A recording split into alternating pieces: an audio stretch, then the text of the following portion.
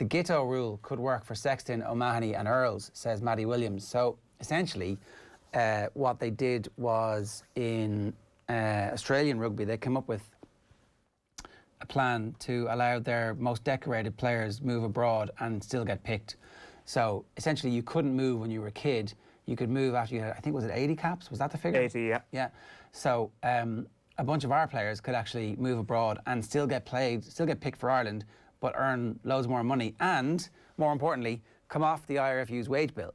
So by insisting that everybody stays in Ireland, you limit the potential income that the players can make, and you also lock yourself into having to pay them at market rates. Whereas if some of these players went off and played abroad, you wouldn't be paying them anymore, but you could still pick them if they've reached a certain threshold of caps. I think all of these ideas need to be on the table from the IRFU's perspective, and they need to be saying, okay, well, what are we going to do here? Because if some of our best young players feel like they're not going to be getting game time because there are opportunity blockers in their way, then they end up moving abroad and potentially being stolen under qualification rules, and they get lost to our system entirely. So what's the balancing act that we do here? Well, I would say that instead of the 80 caps, we need 45 caps, because Donnacha Ryan's on 47 caps. So let's bring that way down so that he could play. The one thing is that the whole premise of the IRFU's rules is to control their players. And the question is it more important to control your young players or your old players? I think there's a case to be made that it's important to have control over someone like Johnny Sexton, if he was in the Irish system right now, rather than having him flogged week in, week out in the top 14. So he's obviously entitled to go and earn his money abroad. But the whole point of why IRFU suggests that Irish players shouldn't be moving abroad is because they want control over you, because of your welfare, because they want to manage your minutes.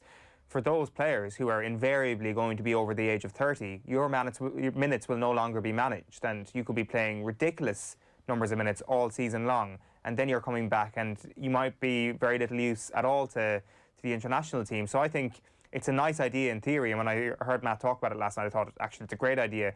The more you think about it, the more you think to yourself, well, actually, a younger player might actually be able to sustain the rough and tumble of a full season and playing ridiculous minutes in Premiership or top 14 better than, say, a Johnny Sexton. Okay, fair point, but isn't it up to the player to decide if they think they're going to be able to manage that? And so some players might be able to manage it. They might be absolute physical specimens who can play in the Premiership.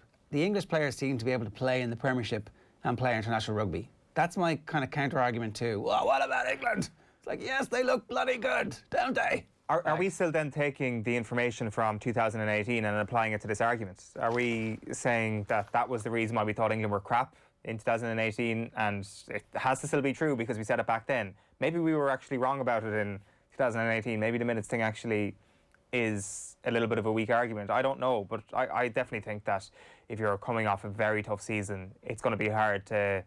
If you're in the middle of a tough season, which is what the Six Nations is, it's going to be very hard to get up for that. I think when it comes to something like the World Cup, you're going to be okay because that's at the start of the season and you go in fully refreshed. And I know we keep bringing it up, but unfortunately it's what this Irish team is going to be judged on in 3 years' time. And if you're playing abroad and if you play the full season, you're going to have the summer off. You're going to be with your test team before the main competition. It's just the Six Nations where you're going to falter, really, because that's right in the middle of the season.